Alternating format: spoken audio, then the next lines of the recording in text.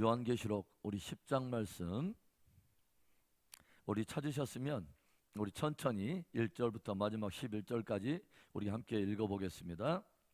내가 또 보니 힘센 다른 천사가 구름을 입고 하늘에서 내려오는데 그 머리 위에 무지개가 있고 그 얼굴은 해 같고 그 발은 불기둥 같으며 그 손에는 펴놓인 작은 두루마리를 들고 그 오른발은 바다를 밟고 왼발은 땅을 밟고 사자가 부르짖는 것 같이 큰 소리로 외치니 그가 외칠 때 일곱 우레가 그 소리를 내어 말하더라. 일곱 우레가 말을 할 때에 내가 기록하려고 하다가 곧 들으니 하늘에서 소리가 나서 말하기를 일곱 우레가 말한 것을 임봉하고 기록하지 말라 하더라. 내가 본 바 바다와 땅을 밟고 서 있는 천사가 하늘을 향하여 오른손을 들고 세세토록 살아계신 이 곧 하늘과 그 가운데 있는 물건이며 땅과 그 가운데 있는 물건이며 바다와 그 가운데 있는 물건을 창조하신 이를 가리켜 맹세하여 이르되 지체하지 아니하리니 일곱째 천사가 소리내는 날 그의 나팔을 불려고 할 때에 하나님이 그의 종 선지자들에게 전하신 복음과 같이 하나님의 그 비밀이 이루어지리라 하더라. 하늘에서 나서 내게 들리던 음성이 또 내게 말하여 이르되 내가 가서 바다와 땅을 밟고 서 있는 천사의 손에 펴놓인 두루마리를 가지라 하기로 내가 천사에게 나아가 작은 두루마리를 달라 한즉 천사가 이르되 갖다 먹어버리라. 내 배에는 쓰나 내 입에는 꿀같이 달리라 하거늘 내가 천사의 손에서 작은 두루마리를 갖다 먹어버리니 내 입에는 꿀같이 다나 먹은 후에 내 배에서는 쓰게 되더라. 그가 내게 말하기를 내가 많은 백성과 나라와 방언과 임금에게 다시 애언하여야 하리라 하더라. 아멘. 우리가 요한계시록에 그동안 이제 이 땅에 펼쳐질 마지막 시대의 특별한 징조의 계시들을 우리가 함께 나눠보았어요. 일곱인, 일곱 나팔, 일곱 대접에 대한 이야기입니다. 그래서 일곱인, 일곱 나팔, 일곱 대접은 좀 특이한 구조로 되어 있다고 말씀을 드렸어요.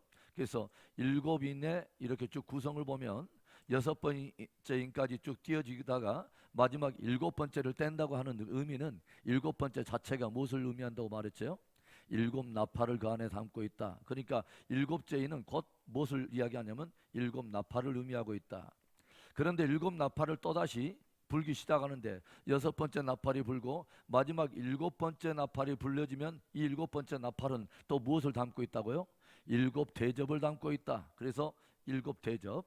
그래서 사실은 전체 일곱인 일곱 나팔 일곱 대접으로 표현되는 마지막 시대의 아주 특별한 시즌 안에 일어나야 할 많은 사건의 개요는 어디 안에 다 담고 있냐면 사실은 일곱인 자체가 다 담고 있다. 그래서 일곱인은 환란의 소론이며 개요라고 말할 수 있다 말씀을 드렸어요. 그리고 본격적으로 뭐예요? 일곱 나팔에 대한 이야기가 바로 환란의 몸통부인 환란의 중심부라고 말할 수 있다. 환란의 본론이다. 그리고 마지막 대접은 그 성격상 뭐요?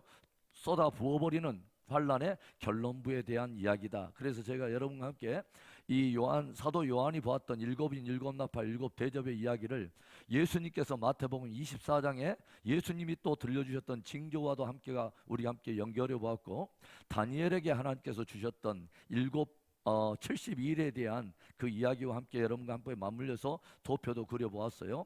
그런데 이제 요한계시록은 좀 특별한 어떤 그 구성을 가지고 있는데 6장에서 일곱인을 떼는 이야기가 나오는데 여섯 번째 인까지는 떼다가 마지막 일곱 번째 인인 일곱 나팔의 이야기는 어디서 등장하냐면 8장과 9장에서 우리가 기록이 되어 있는 것을 알게 되죠. 그리고 여섯 번째 대접까지 또 8장과 9장에서 다루고 있다가 마지막 일곱 번째 나팔인 일곱 번째 나팔의 이야기, 즉 일곱 대접에 대한 이야기는 16장에 기록이 되어 있다고 하는 것을 우리가 알게 되죠. 좀 특이한 구성이죠. 그렇죠? 그래서 우리가 일곱인 일곱 나팔 일곱 대접은 6장과 8장 9장 그 다음에 16장으로 이렇게 구성이 되어 있는데 사이사이에 무엇이 들어가 있냐면 삽입장들이 들어있다라고 제가 말씀을 드렸어요. 그래서 이 삽입장이 들어있는 게 무조건 그냥 들어있는 것이 아니라 이런 일들이 펼쳐지는 전개되는 과정 속에 하나님의 교회와 성도들이 무엇을 붙들고 가야 될 것인가 하는 승리의 전략들, 승리의 비전들을 주님이 담아 놓으셨다.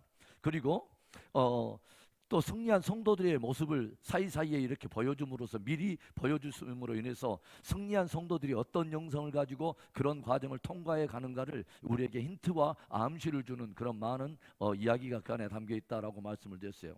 그래서 이 7장에는 어떤 이야기가 들어가 있었죠? 7장에는 14만 4천에 대한 이야기가 들어가 있었죠. 그래서 14만 4천의 이 숫자가 중요한 것이 아니라 어떤 단체에서 굉장히 이것을 우려먹으면서 엉뚱하게 이끌어가는 것처럼 이 숫자가 가지고 있는 것에 안에 굉장한 무게를 둘 필요는 없어요. 이미 14만 4천에 대한 이야기는 뭐냐면 약간의 이스라엘적 배경을 가지고 있는 그 12개의 지파의 어떤 그 이야기를 벌써 이 성경이 다루고 있지 않습니까? 그래서 이 14만 4천의 어떤 그 7장에 나오는 어떤 배경의 사람들은 어떤 유대적 이스라엘적 배경을 가지고 있는 사람들, 14만 4천이라고 하는 이 숫자 안에는 어떤 의미가 들었냐면 유대인으로서 충만한 숫자가 구원을 받는 이야기라고 우리가 받아들이면 된다라고 말씀을 드렸어요. 그리고 이들과는 상관없이 그 뒤에 뭐가 나와요? 이 일 후에 보니 뭐요? 엄청난 나라와 민족과 백성과 방언 가운데 헤아릴 수 없는 많은 사람들이 또 나와서 구원을 얻는 이야기인데, 이것은 유대적 이스라엘 배경과는 좀 다르게 뭐요? 나라와 민족과 백성과 방언, 즉 이방인 가운데 충만한 숫자가 또 구원을 받는 이야기라고 우리가 볼 수 있다라고 여러분에게 말씀을 드렸어요. 그래서 성경에 제가 이 앞전에도 계속 우리가 함께 나눴던 것처럼 사도 바울도 이야기했던 것처럼 형제들아 너희가 하나님의 지혜를 안다고 하면서도 이 하나님의 신비를 모르기를 내가 원치 아니하노니 뭐요? 이방인의 충만한 숫자가 들어오기까지 유대인의 덜어는 완화가게 된 것이다 하고 하는 이스라엘과 즉 유대인과 이방인의 구원 사이에 벌어지는 특별한 하나님의 섭리가 있다라고 여러분에게 그것을 말씀을 드렸어요. 자, 그 이야기로 우리가 바라보면 된다고 하는 거죠. 그 다음에 이 8장과 9장이 이제 어떤 이야기냐면 일곱 나팔에 대한 이야기인데, 나팔이 즉 환란의 즉 중심부와 본론부의 어떤 그 내용을 다루고 있는데, 이 일곱 나팔 즉 환란이 본격적으로 시작되는 그 부분에 어간에 8장 1절부터 5절까지 아주 중요한 하나의 또 비전을 보여주고 있죠. 그게 뭐냐면 금양로에 대한 비전입니다. 이 앞전 시간에 우리가 함께 나왔던 갑자기 뭐냐면 하늘에 반시 동안 고요하더니 갑자기 하나님께서 사도 요한에게 일곱 나팔이 부러지기 바로 직전에, 즉 환란의 어떤 중심부가 지금 금방 임하기 전에 특별한 비전 하나를 보여주시는데 금양로에 대한 비전이다. 이건 뭐냐면 성도들이 하나님 앞에 기도드릴 때 이 성도들을 하나의 향으로 기도를 향으로 하나님께서 받으신데, 이 향을 담은 이 금양로에 이것을 가지고 천사가 어디로 갖고 오냐면 하나님의 보좌에 갖고 가는데, 하나님의 보좌에서 무엇을 담아다가 불을 담아다가 이 금양로를 땅에 쏟으니까 그것이 뭐가 되냐면 우레와 운성과 번개와 지진이 나더라. 아주 특별한 비전 하나입니다. 뭐냐면 마지막 시대에 기도가 위치하고 있는 위치, 기도가 차지하고 있는 전략적 위치, 여러분 하나님의 몸된 교회를 향한 하나님의 승리의 전략이 기도에 있습니다. 그래서 우리가 기도를 회복하는 것은 너무 중요해. 단순히 내가 어떤 무엇인가를 구해가지고 얻는 차원이 아니라 기도 안에는 굉장한 어떤 중요한 어떤 신비 하나를 이제 담고 있는데, 기도의 어떤 밑거름이 되는 중요한 그 기초 베이스가 뭐냐면 하나님의 말씀입니다.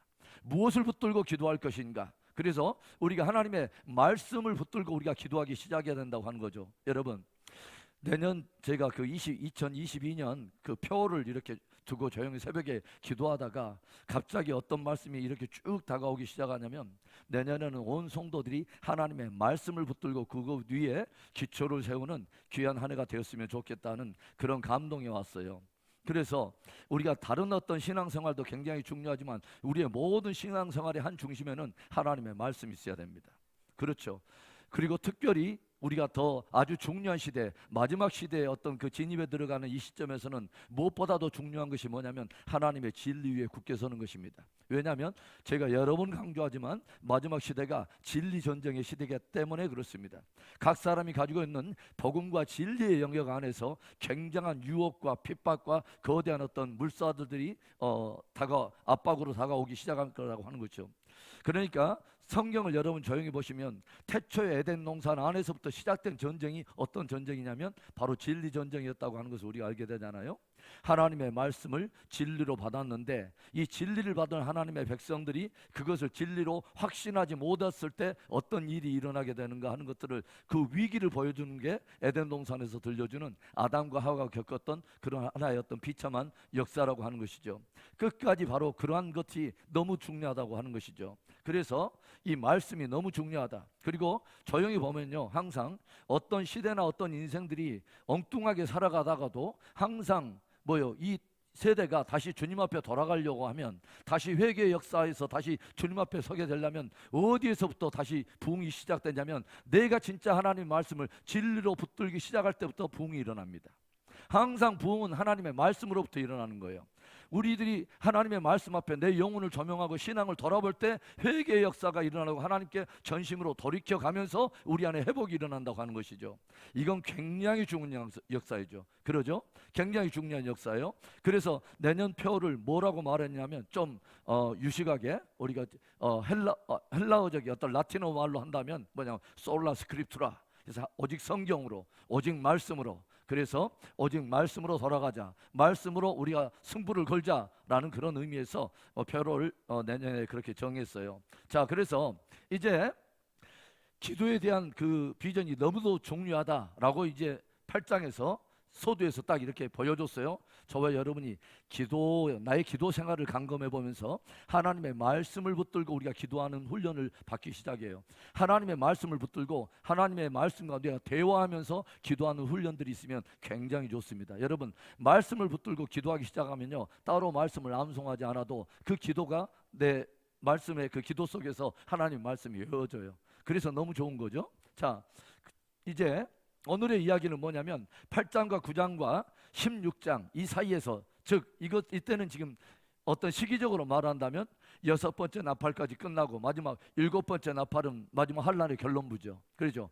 그래서 이 7번째 나팔이 부러지면 이제 모든 역사가 사실은 끝나는 거예요. 그래서 7번째 나팔이 굉장히 중요하다고 말했죠. 이 7번째 나팔을 또 다른 말로 한다면 어떤 나팔이냐면 큰 나팔, 그 다음에 이 또 나팔을 말한다면 마지막 나팔.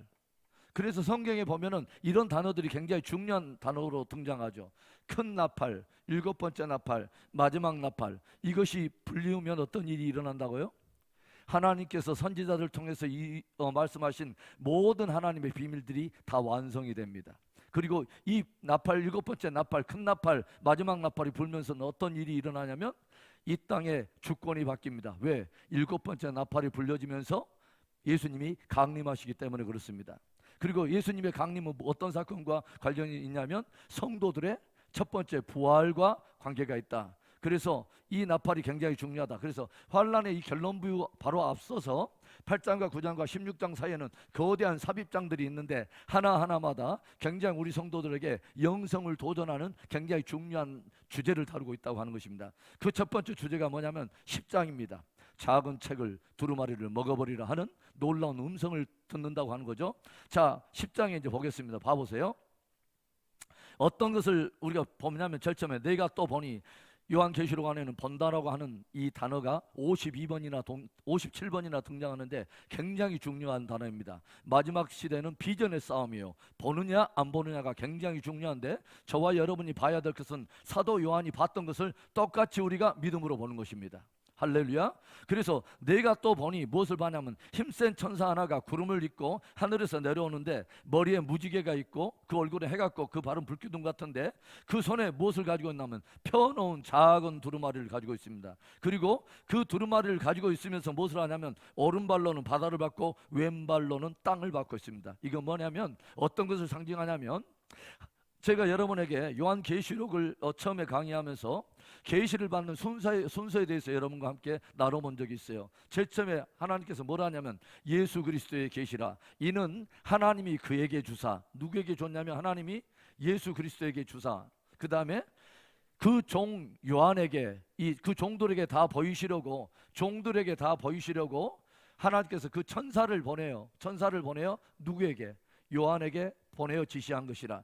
그러니까 계시의 순서를 보면 하나님께서 예수님에게 주시고, 예수님께서 그의 천사들을 동원해서 이 계시를 들려주시고, 그 천사를 통해서 요한에게 그 계시를 다 알게 하시고, 사도 요한을 통해서 모든 종들이 알기를 원해서 요한계시록을 기록했다고 하는 것입니다. 그리고 이 종들은 주의 성도들에게 이 말씀을 먹여야 될 의무가 있다. 지금 이 말씀을 지금 들려주고 있는 것이죠. 그래서 오늘 저녁에 뭐냐면 힘센 천사가 하나 등장하는데, 이 천사가 뭐냐면 작은 두루마리를 하나 가지고 오른쪽으로는 바다를 받고 있고 왼쪽으로는 땅을 받고 있다고 하는 거죠. 뭐요? 하나님께로부터, 하나님의 아들인 예수 그리스도께로부터 권세를 입어서 이 천사가 담당하는 것이 뭐냐면, 이 두루마리에 기록된 대로 이 땅에 주님의 그 명령대로 집행하는 어떤 그 권세를 가진 굉장히 큰 천사다, 이 말입니다. 여러분, 군대에도 계급이 있는 것처럼 천사들도 계급이 있어요. 그런데 굉장히 힘센 천사가 하나가 있는데 뭐냐면 땅과 바다에 하나님의 뜻을 주관하는 굉장한 힘 있는 천사에게 이 모든 또 예수님께서 그 천사를 통해서 또 이런 일들을 풀어 가신다고 하는 것이죠. 그런데 굉장한 어떤 그 말을 작은 두루마리 하나를 가지고 있고, 이 두루마리는 그냥 이 사람이 땅과 바다에 이 천사가 뭐냐면 그냥 의무적으로 어떤 것들을 하는 것이 아니라 그 주님께로 받은 두루마리에 기록된 말씀을 쫓아서 이 땅에 집행하도록 그런 권세를 얻었다고 하는 것입니다. 굉장히 중요한 말이죠. 그러니까 마지막 시대에 굉장히 중요한 계시를 담고 있는 이 작은 두루마리라고 하는 것을 알게 되죠. 그리고 이 두루마리에 기록된 말씀이 너무도 중요한, 그 안에 전략과 비전과 모든 것을 담고 있는 아주 중요한 것인데, 이때 또 뭐라고 말을 하냐면 이제 이런 말이 있죠. 5절에 내가 본바 바다와 땅을 받고 서 있는 천사가 하늘을 향하여 오른손을 들고 무엇을 맹세하냐면, 세세토록 살아계신 이 곧 하늘과 그 가운데 있는 물건이며 땅과 그 가운데 있는 물건이며 바다와 그 가운데 있는 물건을 창조하신 이를 가리켜 맹세하여 이르되 지체하지 아니하리니. 즉 두루마리에 기록된 모든 말씀들로 이 땅의 모든 것이 이루어질 것을, 속히 이루어질 것을 말하고 있는 거죠. 그러면서 7절에 지금 이 말씀을 던져주고 있는 게 뭐냐면, 일곱째 천사가 소리내는 날 그의 나팔을 불려고 할 때에 하나님이 그의 종 선지자들에게 전하신 복음같이 하나님의 그 비밀이 이루어지리라. 지금 이 말씀을 들려주고 있어요. 그 다음에 8절에 뭐라고 나와 있냐면, 하늘에서 내게 들리던 음성이 또 내게 말하되 네가, 이건 요한에게 말하는 명령입니다. 가서 바다와 땅을 밟고 서 있는 천사의 손에 펴놓인 두루마리를 네가 가지라. 그러니까 천사에게서 뭐냐면 이 두루마리를, 사도 요한아 네가 가서 이 천사에게 그 두루마리를 달라 해라. 그래서 그 두루마리를 네가 가져라. 지금 이 순서를 지금 말하는 것입니다. 하나님께서 예수님에게, 그리고 천사에게, 그리고 이 천사가 받았던 바로 그것을 사도 요한한테 환상 속에서 그 두루마리를 먹으라 라고, 취하라 라고 이 명령이 왔다고 하는 거죠. 그래서 두루마리를 가지라 하기로 9절에 천사에게 나아가 작은 두루마리를 달라 한즉 천사는 뭐라 하냐면 아예 책을 내다 주면서 그 두루마리를 주면서 뭐라고 하냐면 갖다가 먹어버리라. 그냥 네가 가지고 취하는 정도가 아니라 그것을 보관하고 소유하는 것 자체에 의미를 둘 것이 아니라 아예 그 안에 들어있는 말씀들을 네가 다 먹어버리라. 그렇게 지금 명령이 떨어졌다고 하는 거죠. 그래서 내 배에는 쓰나 내 입에는 꿀같이 달리라 하거늘 천사의 손에서 작은 두루마리를 갖다 먹어버리니 내 입에는 꿀같이 다나 먹으려는 내 배에서는 쓰게 되리라. 그리고 이제 취하고 내가 그것을 다 먹고 나니까 어떤 말을 딱 들려줬냐면 11절에 그가 내게 말하기를 네가 많은 백성과 나라와 방언과 임금에게 다시 애원하여야 하리라 하더라. 이 말씀을, 두루마리의 말씀을 충분히 먹고 나서 네가 이 소화된 이 말씀의 그 빛을 따라서 백성과 나라와 백성과 이 사람들 가운데서 이 말씀을 애원하여야 하리라 라고 이런 말씀을 들려줬다는 거지. 그게 지금 10장에 나오는 이야기예요. 그러니까 마지막 시대에 굉장히 중요한 한 두루마리에 대한 환상에 대한 이야기입니다. 여기에서 많은 사람들이 이 작은 두루마리가 도대체 무엇을 말하느냐 하는 것에 대해서 성경학자들이 크게 세 가지로 볼 수가 있다라고 말을 해요. 첫 번째, 큰 의미로는 성경을 말하는 것이다. 성경. 그래서 여러분, 이슬람의 그 많은 사람들이, 이슬람들이 유대인들, 즉 아브라함의 후손들을 가리키는 특별한 부르는 칭호 하나가 있어요. 그냥 유대인들, 하나님의 백성들을 뭐라고 이 이슬람 이 성도들이 자기들끼리 유대인들을 뭐라고 말하냐면 책의 사람들이라고 부릅니다. 책의 사람들. 그것은 뭐냐면 두루마리 곧 하나님의 말씀인 성경의 사람들 이렇게 부릅니다. 그러니까 철저하게 하나님의 백성이 된다고 하는 것은 무엇의 사람이 된다고 말하는 것이냐면 하나님의 말씀의 사람이 된다는 것을 의미하는 것입니다. 할렐루야. 그래서 이제 첫 번째는 바이블일 것이다. 즉 큰 의미로 뭐냐 본다면 성경을 말하는 것이다. 아니다. 두 번째는 요한계시록을 말하는 것이다. 특별히 뭐냐면 마지막 시대에 아주 중요한 비전과 무게를 담고 있는 요한계시록을 작은 두루마리라고 말하는 것이다. 그래서 뭐냐면 그동안의 성경의 모든 것들을 유다서까지의 모든 성경을 다 알았다 할지라도 사실은 요한계시록이 빠져 있으면 사실은 성경의 모든 비전의 마지막 끝이 흐리기 때문에 마지막 결론을 알 수가 없고 끝에 나타날 영광에 대해서 오리무중처럼 안개를 우리가 걸어가는 것처럼 끝을 모르는 그런 이상한 어떤 그런 비전을 보게 되기 때문에 끝에 대한 아주 중요한 무게를 담고 있는 요한계시록을 말하는 것이다. 그래서 처음에는 해석도 좀 이상하게 되고 뭔가 그 의미도 불분명했는데 끝에 결론이 딱 나면은 그 끝의 결론의 시각에서 딱 보니까 그때는 그것이 그 의미였구나, 그때 그런 의미였구나 라고 그것이 분명하게 드러나기 때문에 요한계시록이라고 하는 책을 구약의 어떤 빛, 신약의 모든 것들을 총 결론처럼 계시록을 완전히 먹고 나서 뭐라고 말하냐면 다시 애어나야 하리라.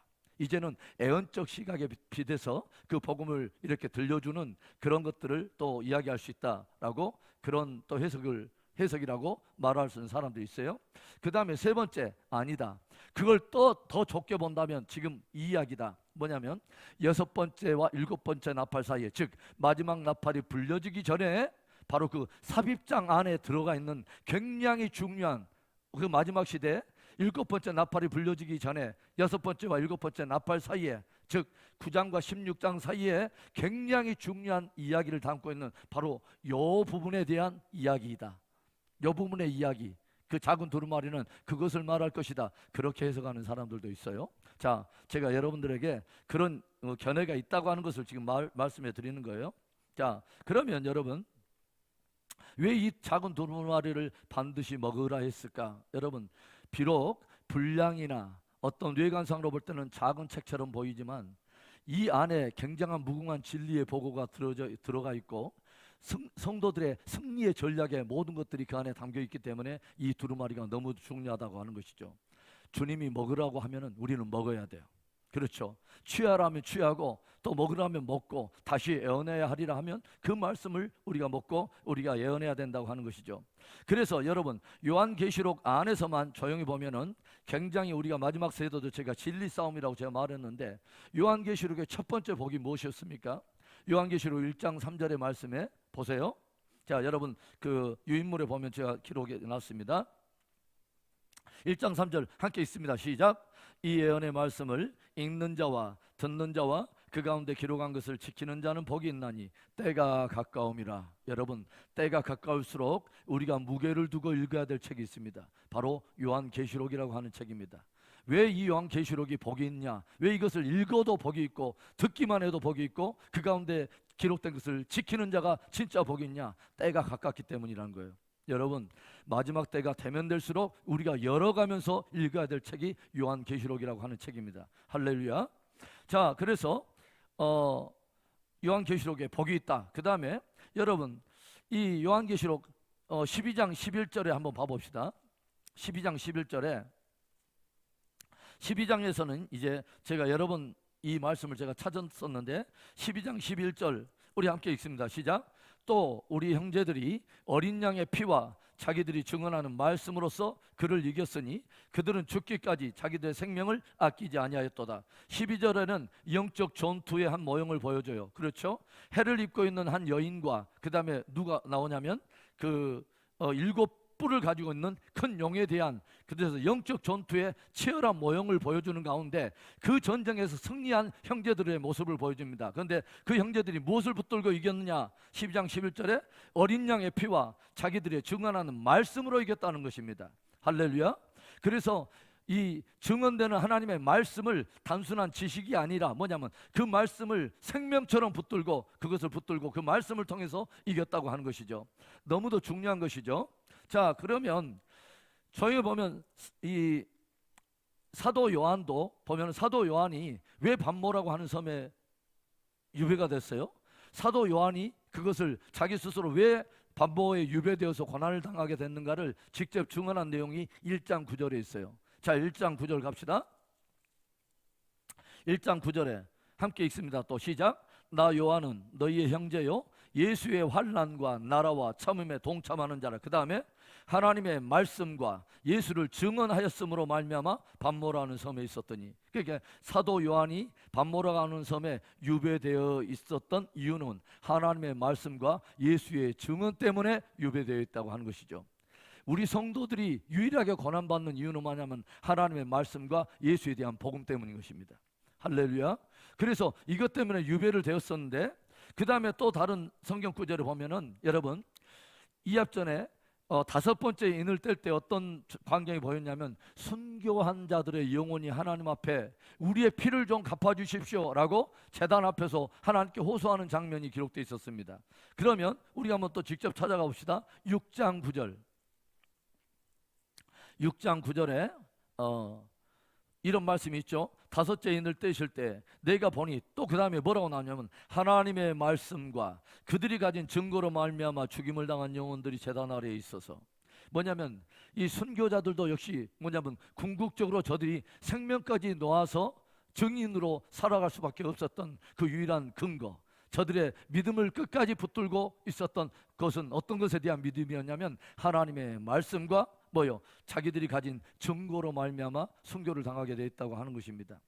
놀라운 말씀이죠. 궁극적으로는 하나님의 말씀에 관한 것입니다. 하나님의 말씀을 우리가 어떤 믿음으로 붙들어야 되느냐 하는 것을 우리에게 들려주는 거예요. 왜 창세기 에덴 동산에서 아담과 하와가 그렇게 무너져 버렸느냐? 바로 그 믿음이 없었기 때문에 그렇습니다. 하나님의 진리에 대한 그처럼 굳은 믿음에서 흔들렸기 때문에, 내 안에 확증되지 못했기 때문에 그런 일들이 있었다고 하는 것이죠. 자, 그 다음에 19장에도 볼까요? 19장에는 주님의 강림 사건이 기록되어 있는데 봅시다. 19장에 주님의 모습을 11절부터 쭉 증거하는데, 거기 보면 주님의 몇 가지 이름들이 등장해요. 11절에 내가 하늘이 열린 것을 보니 보라 백마와 그것을 탄 자가 있으니 그 이름은 충신과 진실이라. 주님의 이름이 충신과 진실이에요. 그래서 공의로 심판하며 싸우더라. 그 다음에 또 다른 이름 하나가 있는데 뭐냐면은 13절에 그가 피 뿌린 옷을 입었는데 그 이름은 뭐예요? 하나님의 말씀이라 칭하더라. 하나님의 말씀이 그분의 또 다른 이름입니다. 그렇죠? 그러니까 하나님의 말씀이 있고 또 뭐냐면 16절에 또 다른 이름이 있죠. 그 옷과 다리에 이름을 쓴 것이 있으니 만왕의 왕이요 만주의 주라 하더라. 주님의 강림하신 사건에 그분의 위엄을 드러내기 위해서 특별한 이름들을 쭉 나열하고 있어요. 그분은 끝까지 하나님을 향해서 충신과 진실을 다 지켰던 진짜 참된 증인의 증인이시요, 또 그분은 만왕의 왕이요 만주의 주로서 이 땅에 오신다고 하는 것입니다. 그런데 그분의 또 다른 이름이 뭐냐면 피 뿌리신 옷을 입었는데 13절에 이름이 뭐냐면 하나님의 말씀이더라. 그리고 그 다음에 따라오는 말씀이 14절에 하늘에 있는 군대들이 희고 깨끗한 세마포옷을 입고 백마를 타고 그를 따르더라. 그분의 이름이 하나님의 말씀인데 하늘에 어마어마한 허다한 백성들이, 군대들이 뭐요? 하나님의 말씀이라 칭하는 그분을 따르더라 이 말입니다. 그렇게 하나님의 백성들은 무엇을 따라가냐면 하나님의 말씀을 따라가는 것입니다. 할렐루야. 왜?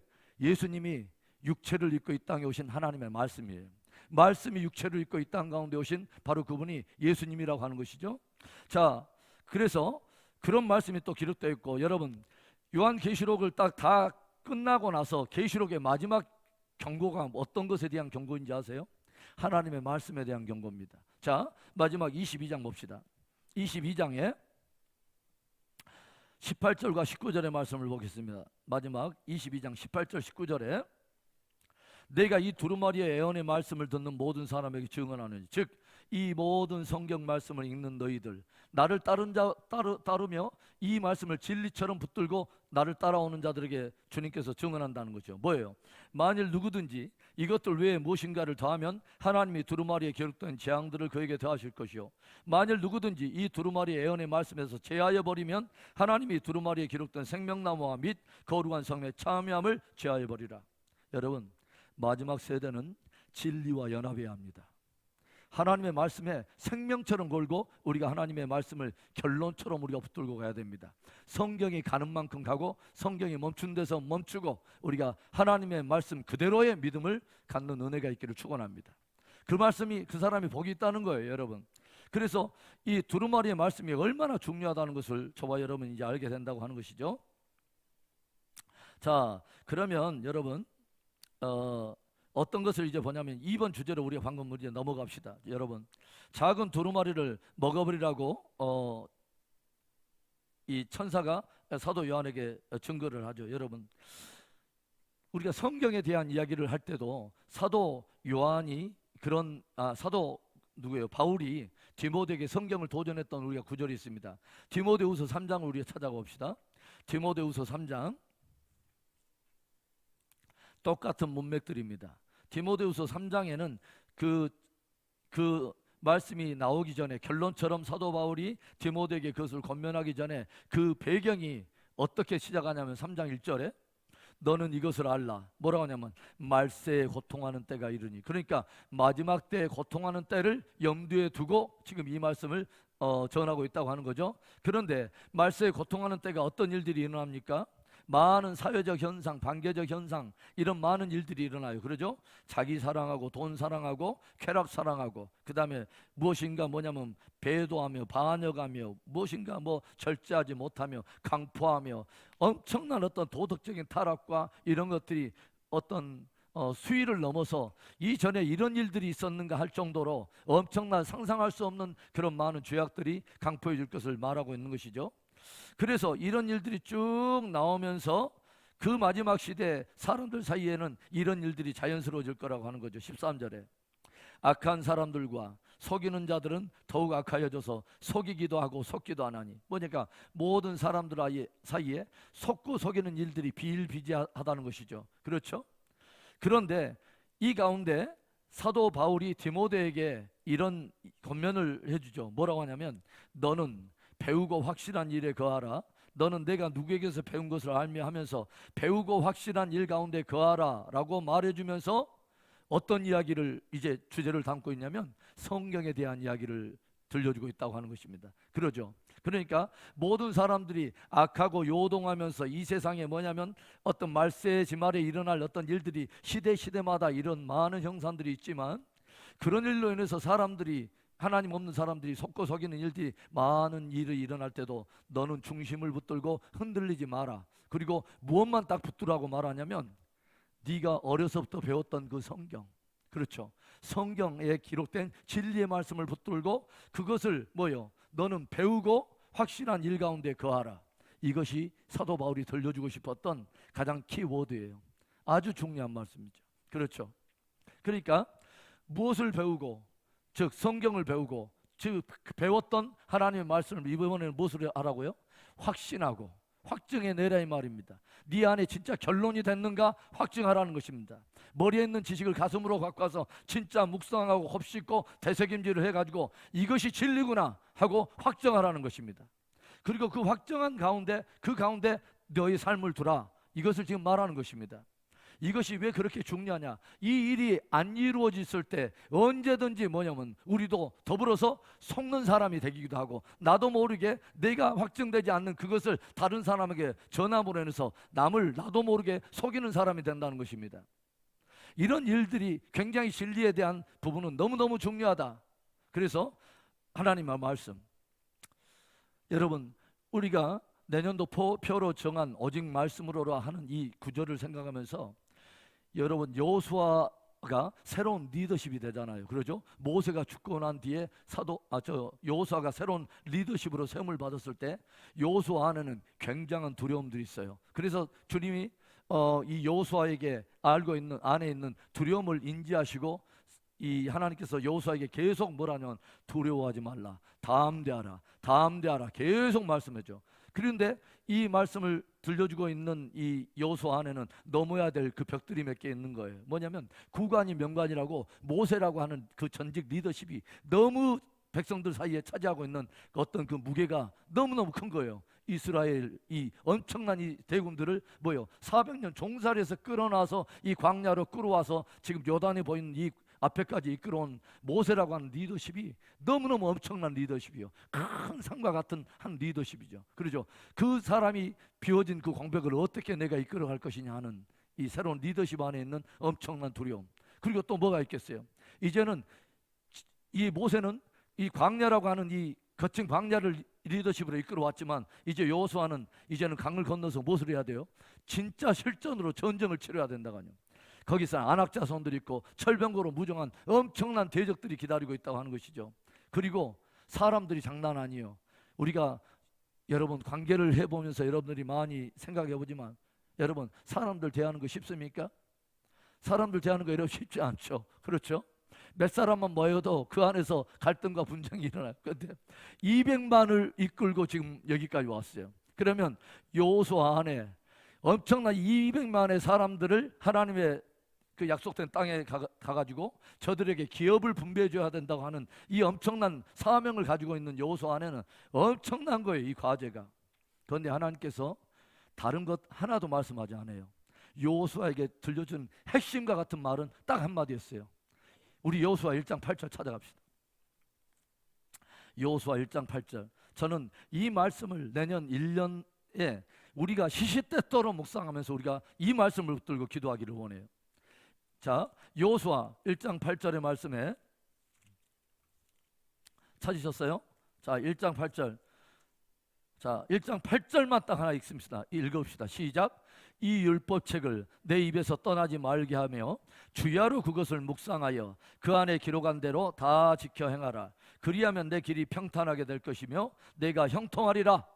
아멘. 하나님은 대적에 대한 이야기, 모세에 대한 이야기 하나도 하지 않습니다. 여호수아야, 모세 세운 사람이 나야. 모세가 큰 인물이 아니라 모세를 크게 들어쓴 사람이 나야. 그러니까 모세에 대해서 무게중심 흔들리지 마. 그리고 내가 지금까지 전쟁을 하면서 대적의 숫자나 규모에 의해서 내가 어떤 것에 대해서 나 여호와가 그것 가지고 나에게 문제된 적은 한 번도 없어. 우리가 성경을 보면 뭐예요? 아수르 군대 18만 5천 명이 쳐들어왔는데 히스기야의 기도를 들으시고 하나님께서 이스라엘 백성들로 하여금 한 번도 총칼 한 번도 써보지도 않도록 하나님께서 전날에 히스기야 기도를 들으시고 저들 모두를 18만 5천 명을 다 진멸해 주신 분이 하나님이세요. 여러분 그 하나님 믿으세요? 그 하나님이 지금 말씀하시는 거예요. 대적이 어떻다고 하는 것을 네가 마음속에 들어갈 필요 없어. 너는 딱 한 가지만 하면 돼. 나한테 너는 반응만 하면 돼. 나한테 반응. 나와 내가 너한테 주는 진리에 대해서만 너는 반응하면서 나만 쫓아오면 돼. 그리하면 형통하리라. 내 길이 평탄케 되리라. 여러분 주변에 많은 문제들이 있습니까? 문제에 집중하지 마세요. 하나님께 집중하십시오. 하나님이 주신 진리의 말씀에 집중하십시오. 그리하면 뭐예요? 형통하리라. 네가 평탄케 되리라. 여러분 우리가 하나님의 진리와 하나님께 반응하면 그 뒤에 모든 것들을 하나님께서 커버하셔요. 이게 굉장한 복음이죠, 여러분. 그래서 오직 말씀으로 우리가 말씀으로 돌아가면 하나님께서 일하세요. 오직 말씀으로 우리가 돌아갈 때, 말씀으로 우리가 순종할 때 하나님께서 우리에게 승리를 주신다고 하는 것입니다. 너무도 우리가 중요한 우리의 말씀이죠. 자, 그래서 우리는 진리 안에서 자라가야 돼요. 말씀 안에서 우리는 자꾸 자라가야 돼요. 그래서 히브리서 5장 12절부터 14절에 어떤 말을 하냐면 히브리 기자가 이 글을 읽고 있는 유대적인 배경을 가지고 있는 사람들이에요. 히브리서는 주로 누구를 향해서 선자면 주로 유대 독자들이에요. 그러니까 보면 히브리서에 많은 그 인용하는 사건들이 구약적 사건들을 많이 다루고 있어요. 그러죠? 그래서 그 이야기를 들려주면서 이 히브리 기자가 그 독자들에게 이것을 책망하는 내용이 있어요. 어떤 거냐면 히브리서 5장 12절부터 14절의 말씀입니다. 때가 오래므로 너희가 마땅히 선생이 되어 있을 터인데 너희가 다시 하나님의 말씀의 초보에 대하여 누구에게서 가르침을 받아야 할 처지이니 단단한 음식은 못 먹고 젖이나 먹어야 할 자가 되었도다. 이는 젖을 먹는 자마다 어린아이니 의의 말씀을 경험하지 못한 자요 단단한 음식은 장성한 자의 것이니 그들은 지각을 사용함으로 연단을 받아 선악을 분별하는 자들이니라. 아멘. 여러분, 히브리 기자는 신앙의 두 가지를 묘사하고 있어요. 하나는 젖을 먹는 어린아이 신앙을 말해요. 또 하나는 뭐냐면 단단한 음식을 먹은 장성한 분량의 신앙이 있다. 그런데 여러분, 어떤 사람을 이 히브리 기자는 젖을 먹는 어린아이 신앙이라고 말을 하고 어떤 사람을 장성한 자가 되어서 고기와 단단한 음식을 먹는 자라고 말하면 의의 말씀을 경험했느냐 경험하지 못했느냐가 그것이 관건이에요. 즉 하나님의 말씀을 진리로 경험했느냐 안 했느냐 이것입니다. 뭐냐면 이것은 하나님의 말씀을 많이 배웠다고 하는 것과는 달라요. 이 하나님이 아까 말했죠. 배우고 내 안에 확신한 그 일이 진짜 실제구나 하고 내가 순종함으로 말미암아서 그것이 진리인 것을 내가 경험했다는 것입니다. 이게 체험신앙 아닙니까? 내가 순종했더니 하나님께서 역사하심으로 말미암아 하나님의 진리가 실제라고 하는 것을 경험했다고 하는 것이죠. 이 경험이 간증이 풍성한 신앙을 성경에 뭐라고 하냐면 의의 말씀을 경험했다고 말하는 것입니다. 여러분, 의의 말씀을 많이 경험하는 은혜가 있기를 바랍니다. 여러분, 하나님의 말씀을 순종하는 사람이 복이 있어요. 뭐냐면 어떤 사람이 혈과 육으로 무엇인가를 이겼다, 무엇인가 대단했다, 이게 하나님 볼 때 큰 신앙이 아닙니다. 진짜 장성한 신앙은 뭐냐면 하나님 말씀에 순종하는 사람이에요. 그래서 순종할 때 하나님이 어떻게 일하시는가를 내가 경험함으로 말미암아 그 하나님이 늘 살아계시고 실제하신다는 것을 내가 알고 있어요. 그렇죠? 그 사람이 진짜 믿음을 가지고 있다고 하는 것이죠. 그래서 지각을 사용함으로 연단을 받아서 선악을 분별하는 자들이냐, 이게 굉장히 중요해요. 배우고 확신한 가운데 거하는 그 삶, 이거 굉장히 중요한 말입니다. 그래서 두루마리를 먹어버리라. 취할 뿐만 아니라 이제는 먹는 신앙이 되라. 먹어버리라. 먹고 네가 소화해서 이것이 진리인지 아닌지를 네가 확신해서 네 안에 확증하는 이 믿음을 네가 취하라 라고 지금 말을 하고 있다고 하는 것이죠. 여러분, 제가 여러분에게 말했어요. 성경에 진짜 성경적 부흥은 항상 어디서 와야 되냐면 하나님의 말씀을 통해서 와야 돼요. 하나님의 말씀에 우리가 진짜 하나님의 말씀으로 듣기 시작할 때부터 우리 안에 움직임이 일어나요. 여러분, 똑같은 성경 말씀이지만 이웃집 아저씨 정도의 말씀 정도로 다른 어떤 이슬람 경전이나 다른 경전의 수준으로 하나의 그냥 종교적인 하나의 지침으로 성경 바라보며 있으면 아무 일도 일어나지 않아요. 그런데 진짜 이 하나님의 말씀을 한마디를 받더라도 진짜 하나님의 권위를 가지고 내가 받기 시작하고 거기에 내 삶의 무게를 두고 반응하기 시작하면 변화가 일어나요. 그리고 거기 하나님의 역사하시기 시작해요. 지금 그 이야기를 하는 거예요. 여러분, 느헤미야 8장 1절을 찾아갑시다. 느헤미야의 8장에는 성경에 나오는 구약 성경에 7대 부흥이 나오는데 7가지 부흥의 역사를 기록하고 있는 가운데 특별히 수문합 광정의 부흥 운동이 느헤미야 그 8장에 기록되어 있어요. 느헤미야 8장에 가봅시다. 느헤미야의 그 배경이 무엇입니까?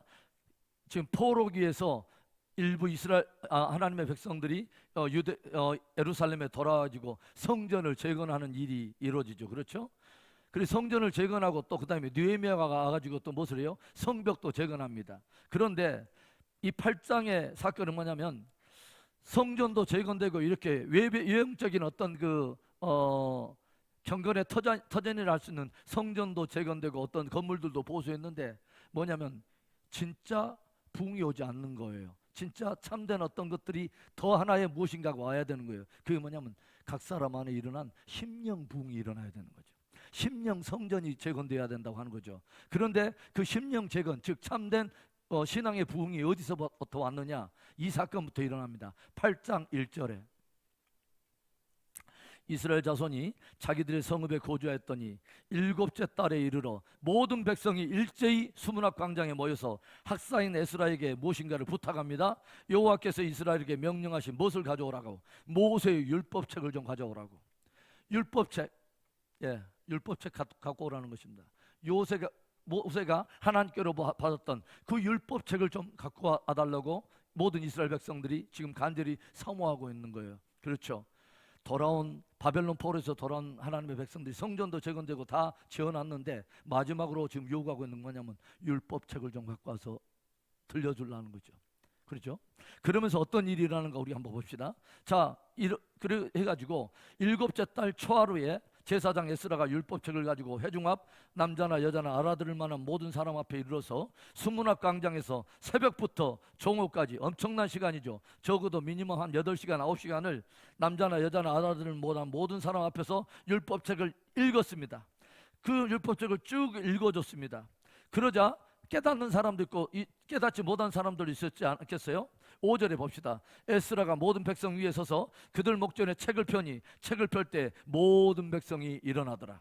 하나님의 말씀을 율법책을 낭독하니까 모든 백성들이 신적 권위들을 인정하면서 하나님의 말씀 앞에 모두들이 일어나서 경외함으로 이 말씀을 받기 시작했다고 하는 것이죠. 6절에 그래서 아멘 아멘 하면서 반응하기 시작하고 7절에 일부 레위 사람들이 오는데 중반부에 보세요. 블라야와 그 다음에 레위 사람들은 백성이 제자리에 서 있는 동안에 그들에게 율법을 깨닫게 하였는데 하나님의 율법책을 낭독하고 그 뜻을 해석하여 백성에게 그 낭독한 것을 다 깨닫고 하니 백성의 반응이 무엇입니까? 백성이 율법의 말씀을 듣고서 다 우는지라.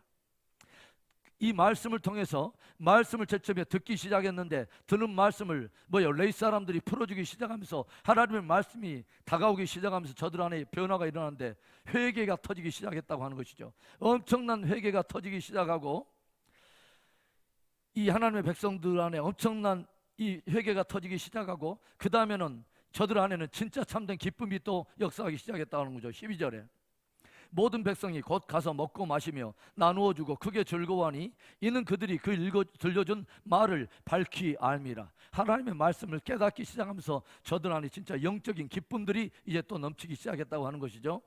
엄청난 일들이 일어났어요. 여러분, 일곱째 달 첫날에 모였다고 말했어요. 여러분, 절기를 저와 여러분이 함께 배울 때 일곱째 달이면 가을 절기인데 일곱째 달 첫날은 무슨 날인지 아세요? 나팔절입니다. 나팔절. 이 나팔절이요. 일곱째 달 첫 번째는 7월 1일에 나팔절이 있고 그 다음에 7월 10일이면 대속죄일이 찾아오죠. 7월 15일부터는 또 초막절 마지막 절기가 시작됩니다. 그러죠. 그래서 이게 가을절기예요. 예. 죄송해요. 자, 죄송합니다. 자, 제 펜이 떨어졌습니다. 자, 여러분, 이건 굉장히 중요한 하나의 의미가 있어요. 여러분, 나중에 저랑 성경 공부하면서 좀 더 이제 깊이 들어갈 때는 전혀 다른 차원으로 이런 말씀이 또 보이기 시작할게요. 봄절기는 예수님의 초림 사건과 관련이 있고 가을절기는 예수님의 재림 사건과 관련이 있다고 제가 여러분에 말했어요. 아주 중요한 사건이죠.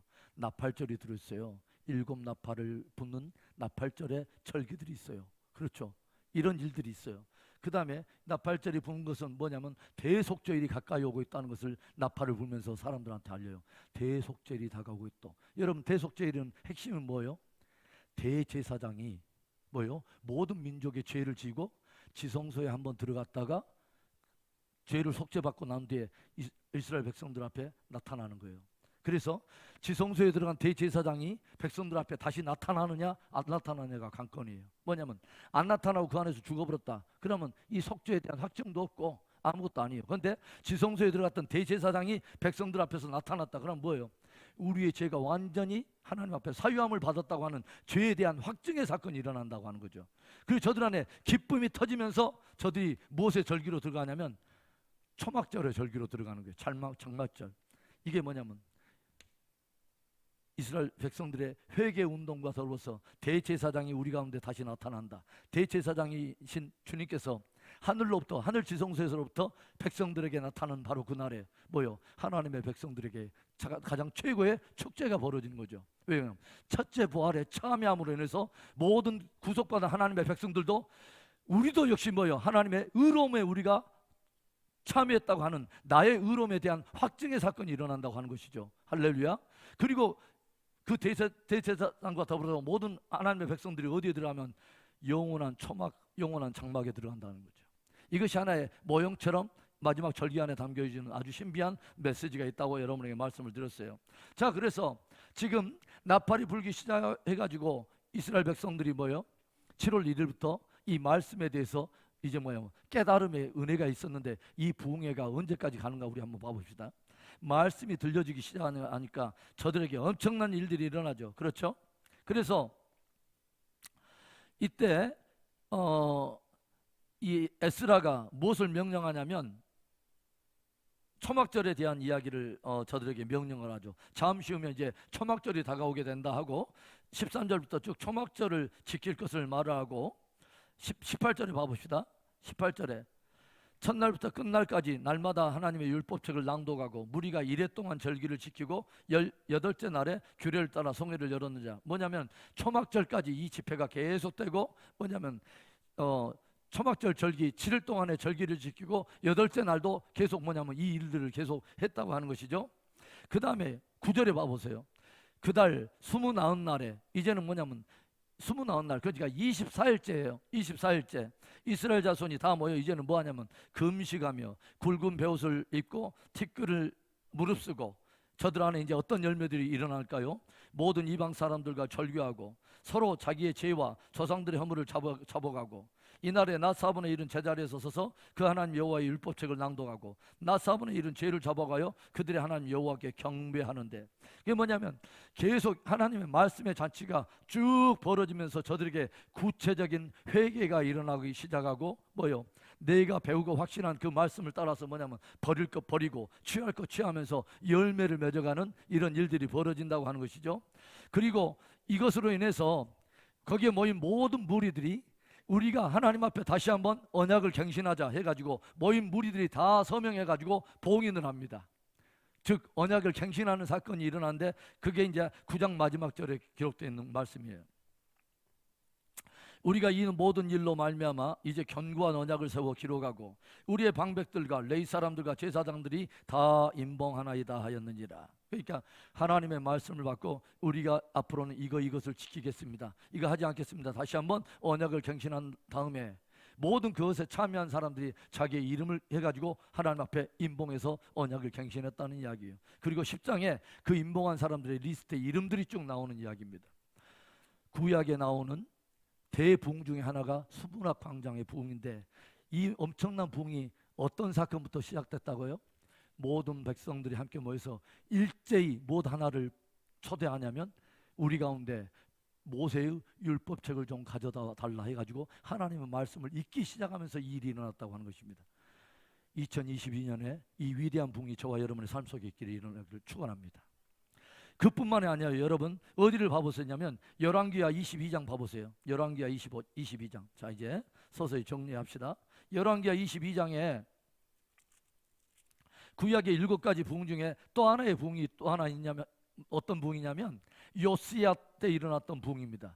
요시야라고 하는 이 왕이 요시 하면서 또 부흥을 일으키는데 어떤 일이 일어나냐면 그 전에 왕들이 계속 타락을 해가요. 그런데 이 요시야 때 하나님 앞에 요시야가 몸부림치면서 성결하게 살고는 싶은데 이때 어떤 하나의 사건이 있냐면 이 사건이 일어나요. 자 22장에 8절에 봐봅시다.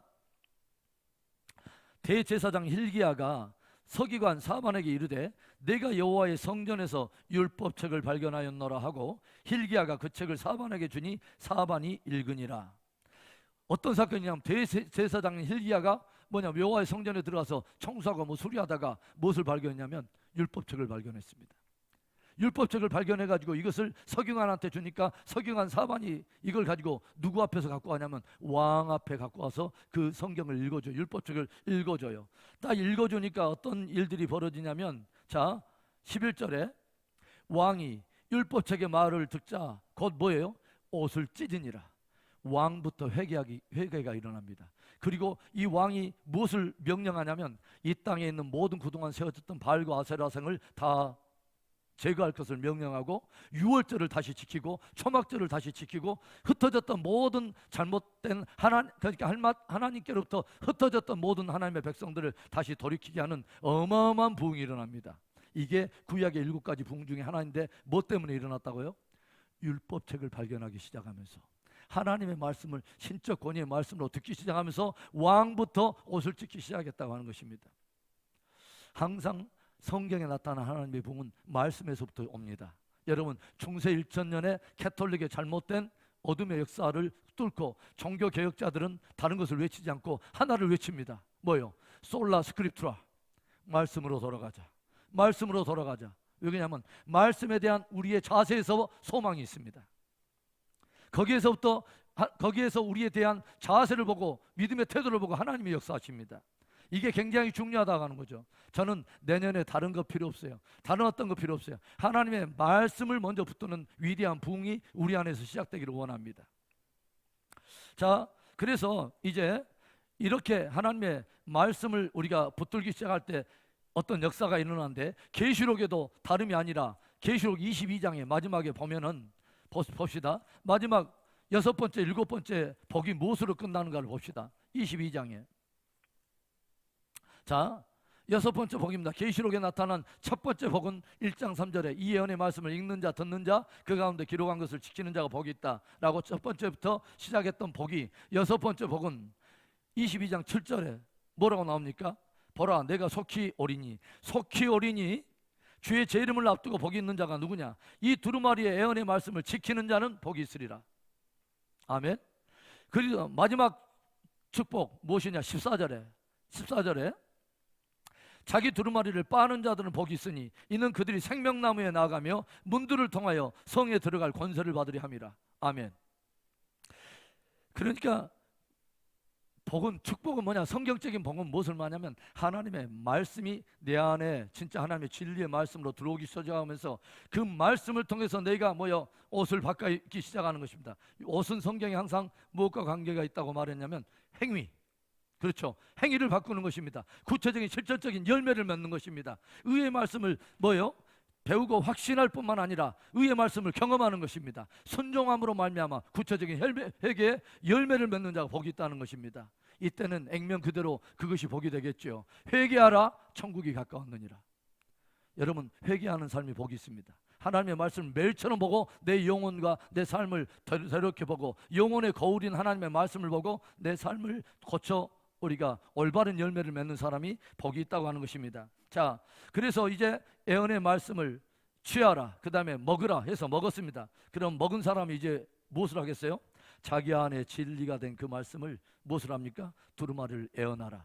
네가 이 말씀을 이제는 나라와 백성과 방언 중에 다시 예언하여야 하리라. 네 안에 이제는 진리가 되어버린 그 말씀을 다른 사람들에게 간증하며 그 진리됨을 증거하는 사람이 되라 라고 지금 말하고 있는 것입니다.